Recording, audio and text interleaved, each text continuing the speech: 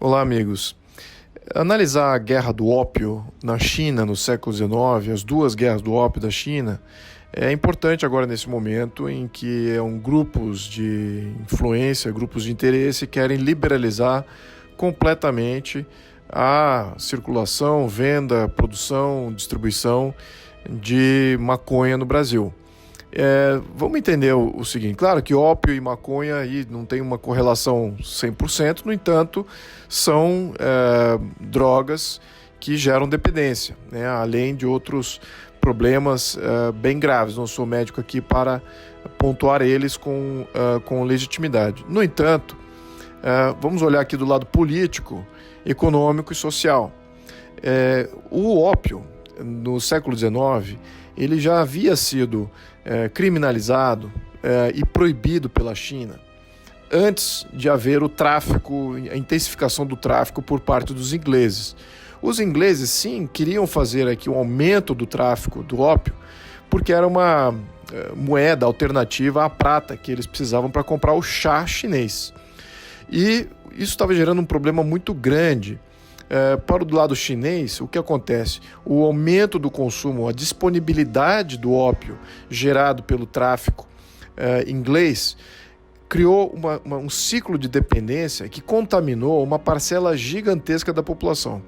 Assume-se que naquela época a população da China variava entre 400 a 500 milhões de habitantes e um número de entre 10, 12 milhões que se dizem, ao menos alguns relatos históricos, 10 a 12 milhões de pessoas ficaram completamente dependentes ao ponto de não se tornarem mais funcionais, especificamente por causa do ópio. Isso começou a afetar a economia chinesa, afetou a política chinesa, porque boa parte da burocracia chinesa, lembrando que a burocracia chinesa concentrava, eu diria que a maior qualidade das pessoas que tinha dentro da China era hierarquizada e elitizada, e boa parte dela se tornou inoperante em função do ópio. Haviam casas de ópio estabelecidas em toda a China, todas elas ilegais, é claro. E o que acontece subsequente a isso, o imperador chinês se viu forçado, em função para defender a sua cidadania, os seus cidadãos, enviou uma carta à rainha da Inglaterra pedindo: olha o que vocês estão fazendo aqui com o meu povo, não façam isso, parem com isso, parem de disponibilizar essa droga que cria dependência e que gera todos esses efeitos em todos os aspectos da vida de um país. E o que acontece? A rainha, claro que fez vista grossa, não prestou atenção, porque daquele belo estilo inglês, né? Você tem uma fachada de médicos e empresários, mas eles no fundo são narcotraficantes, e essa que era a fachada inglesa que estava sendo usado na China. O imperador chinês se viu forçado frente a essa ignorância, né, de terem ignorado os pedidos. Ele se viu forçado de confiscar boa parte das mercadorias, dos mercadores, boa parte do ópio dos mercadores, queimar isso, e óbvio que isso aí gerou outro problema, que aí é a questão que os mercadores se viram com uma necessidade aí de serem ressarcidos.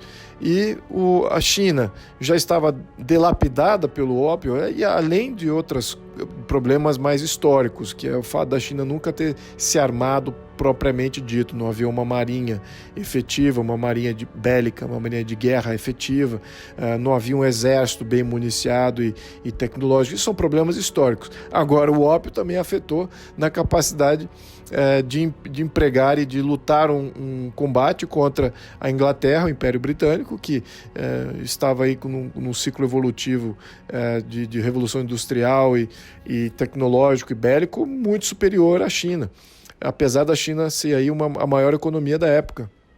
Então o inglês conseguiu facilmente debelar qualquer ação que a China teve, contrário ao tráfico do ópio, e acabou até assumindo parte do território, abriu novos portos, conseguiu impor as suas legislações nesses portos, nessas zonas de controle. Depois, mais tarde, houve uma segunda guerra do ópio em que ela ganhou ainda mais concessões, e junto com a Inglaterra veio a França, veio a Rússia, veio o Japão, veio os Estados Unidos, e todos eles começaram, e veio até Portugal, pequeno país ali, conseguiu Macau como um entreposto de zona de livre comércio, mas totalmente ajude-se dos portugueses. Então você veja que, por causa do ópio, gerou-se aí todo um problema de derrocada de soberania nacional, de derrocada de cidadania.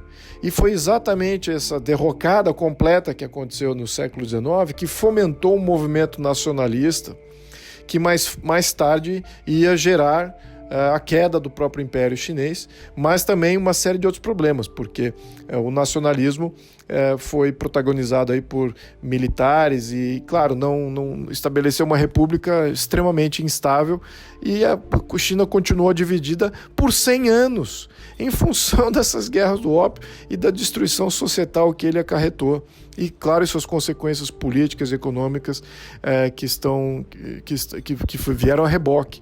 Bom, vamos entender essa guerra do ópio. Por favor, busquem online, há melhores referências do que eu com relação aos detalhes sobre isso. Agora, minha análise é que você liberalizando drogas, liberalizando o comércio, liberalizando o uso, isso vai criar um efeito social, político e econômico inevitável. Não é esse o caminho, não é bom para a sociedade brasileira, não é bom para o país. Por favor, meus amigos, façam um apelo aqui, porque infelizmente as forças no Congresso não estão olhando de uma maneira rigorosa, estão olhando simplesmente para atender uma legítima, um clamor legítimo até de um segmento da sociedade que precisa de medicamentos à base do canabidiol.